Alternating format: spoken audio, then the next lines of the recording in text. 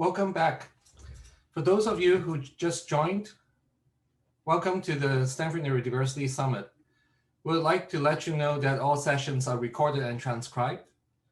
The recordings and transcripts will be available approximately 2 to 4 weeks after the summit. All questions from the audience will be submitted through the Q&A function at the bottom of your screen. The moderators will try to cover as many questions as possible. In the next few minutes, Helen Su, who is a member of our group, will introduce you to our new initiative called Network for K-12 Neurodiversity Education and Advocacy. And after that, we're going to go right into the next segment of our program, which is also the last one of the day, Neurodiverse Reflections Panel, What Works and Wish Lists for K-12 Student Experience. This session will be moderated by Kelly Turk and Yael Valek, who are members of the organizing committee for the Stanford Neurodiversity Summit. Helen, are you ready?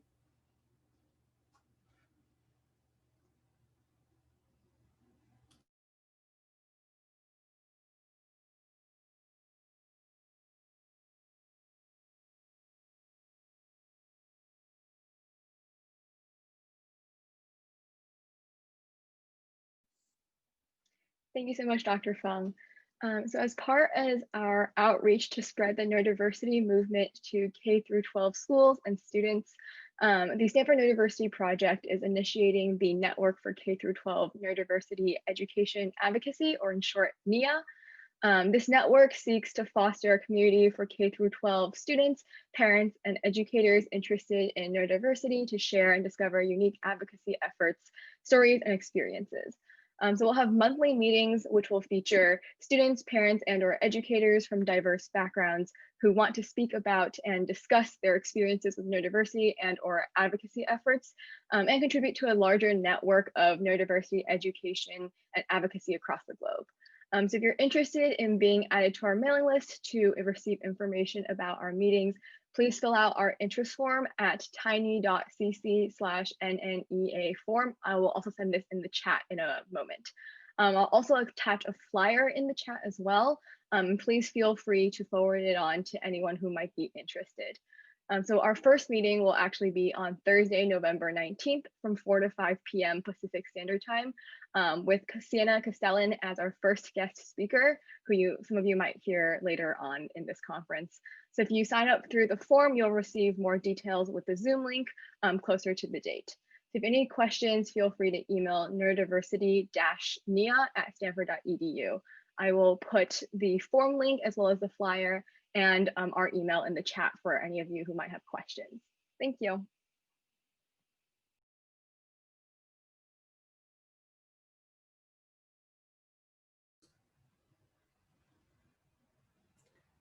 Okay, Kelly and Yael, it's all yours.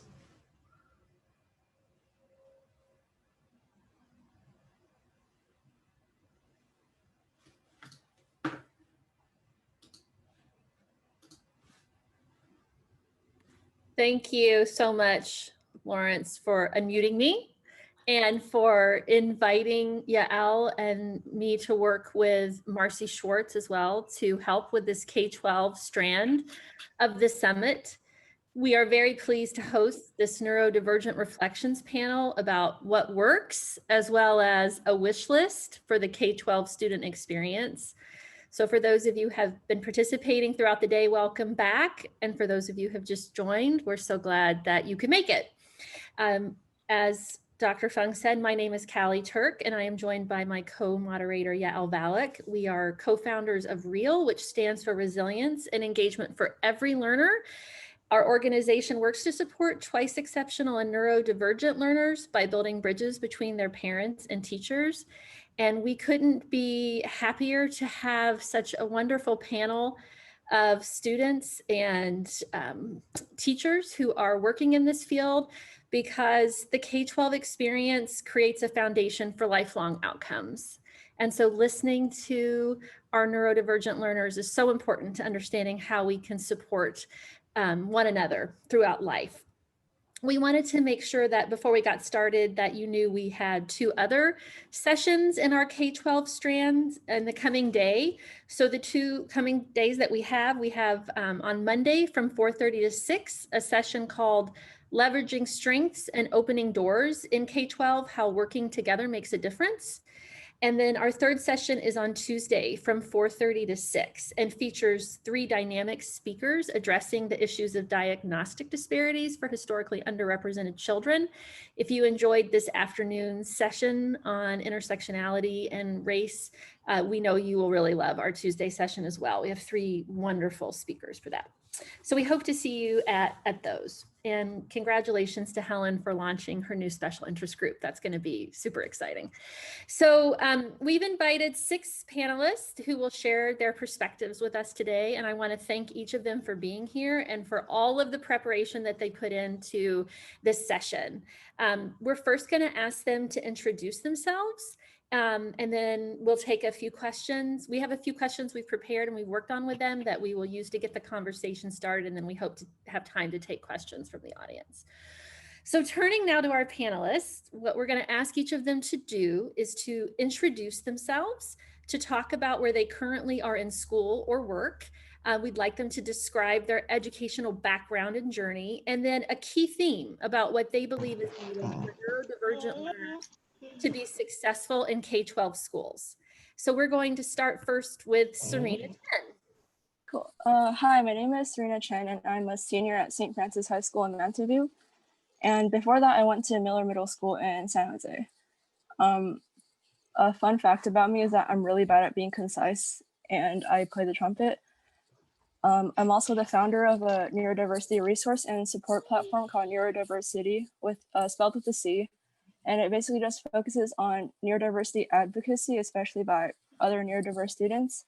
And it has a page for neurodiverse individuals to just share their creativity or personal experiences.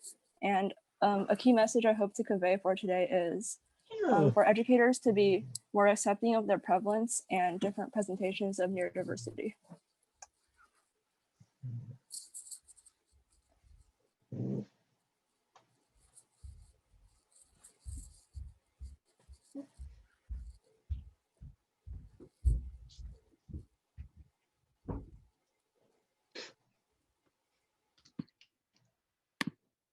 I have just learned that I have to stay unmuted, so I'll be super quiet so you can be sure to hear everyone else, because if I mute myself, it causes trouble. So apologies for the delay. So I'd like next to turn to Zachary Funk, who is a student at Palo Alto High School in Palo Alto, California. Zachary? Hello, thank you for having me here. My name is Zachary Funk. I am currently a high schooler at Palo Alto High School, and I am Dr. Funk's son.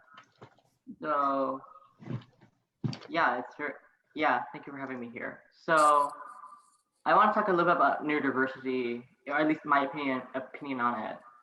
So, to me, neurodiversity is a term that mainly promotes the idea of inclusiveness.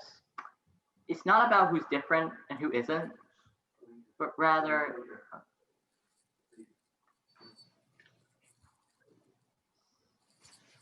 sorry, just talking to someone else. You're doing a great job. So sorry, I'm just I haven't done something like this before.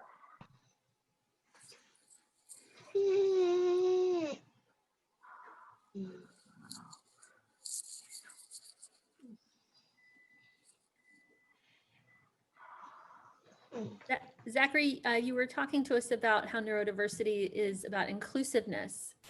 And if you want to start there, that's great. Or if you want me to come back to you, I'd be happy to come back to you. My dad wants me to talk about it later. Yes. I mean, this is your Yeah, introduction. I just said my introduction. I just want to move on to my opinion. So, to me, neurodiversity is a term that mainly promotes the idea of inclusiveness.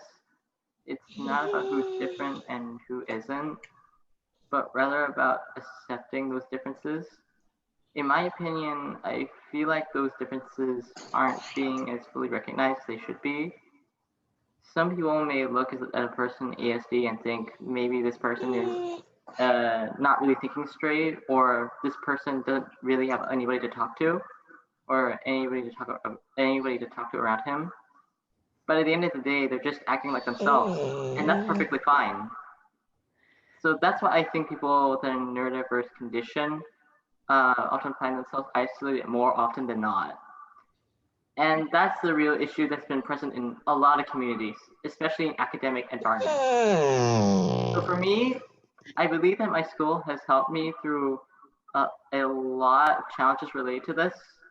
The teachers have done their very best to make sure that everyone, including those with neurodiverse conditions such as ESD, are learning about what they need to know about the same pace at the same time. And that's the kind of school I would like to see more often in our communities. What it really all comes down to, in my opinion, is that we're all different as people, but still in a good way. Thank you so much for sharing that, Zachary. I really appreciate you put so much time and thought into sharing your point of view. Our next speaker is going to be Lucy Wallace, who's a sophomore at Stanford University. Hi, I'm Lucy. I am indeed a sophomore, currently stimming with this little sequin dude given to me by the Stanford Neurodiversity program. So I wasn't formally diagnosed with autism until about 1.5 years ago. And before then, I had a adventure journey, spending a lot of time in psychiatric hospitals and treatment for mental illness. And getting diagnosed with autism was a huge turning point for me. It allowed me to get the treatment that I needed and go from being in a locked psych ward to being a Stanford student, which was a pretty incredible thing that I don't think anyone was expecting. So since then, I've been really passionate about sharing my experiences and helping people understand autism and creating resources for autistics.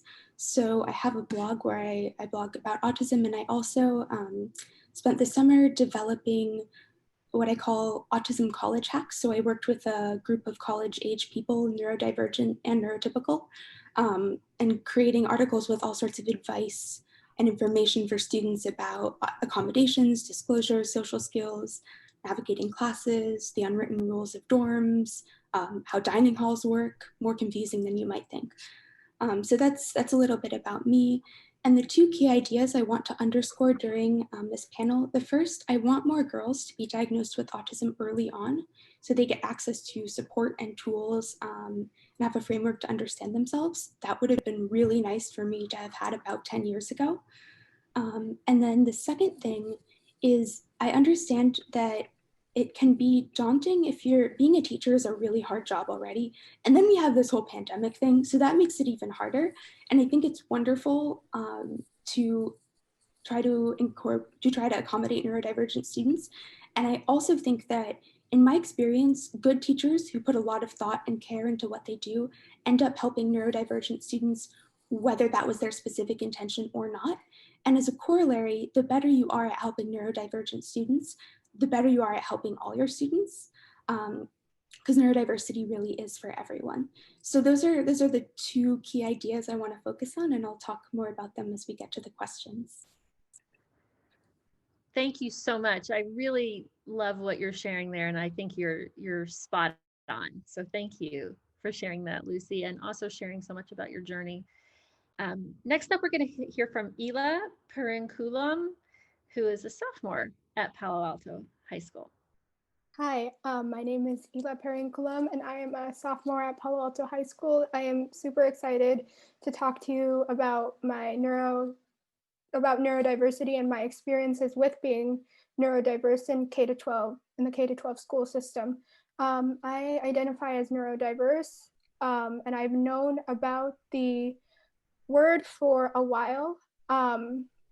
but I first got introduced with the word and its full meaning over the summer because I attended the SNP Reach, which is a high school advocacy camp hosted and created by the Stanford Neurodiversity Project.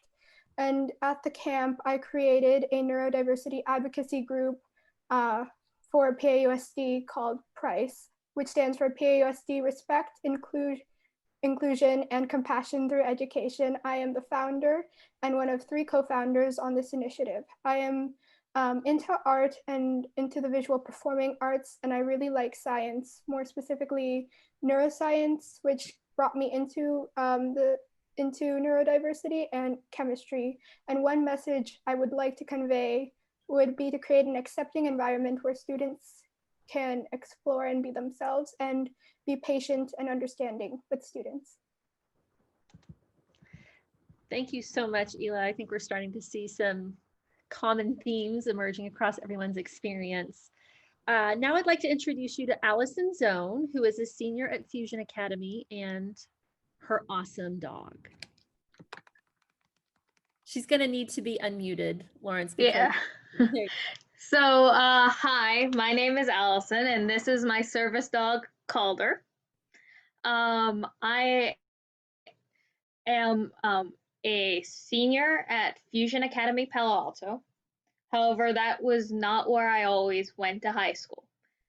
Before going to Fusion, I went to Palo Alto High School as a freshman, as well as Kahila Jewish High School, and found my fit at Fusion on the 3rd try. I have probably a lot of horror stories and a lot of success stories from all the schools dealing with the different ways people approach neurodiversity, with me personally being autistic. I think a few key things I would like to say during this Neurodiverse Summit is that students as well as teachers need to be a little bit more patient with everyone, not just neurodiverse students, but also for teachers not to harshly punish students because they have differences in their way of thinking, which is something that I struggled with a lot growing up. Thank you. Thank you so much. And I know we're looking forward to hearing more about your experiences as we get into the Q&A. So lastly, I want to welcome Amy Fagan.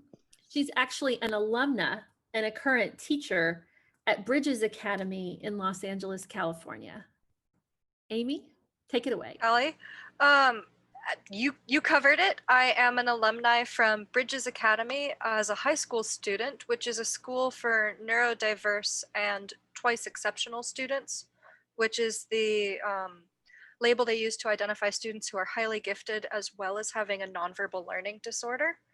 I like to joke that I'm autistic and loud about it because I am.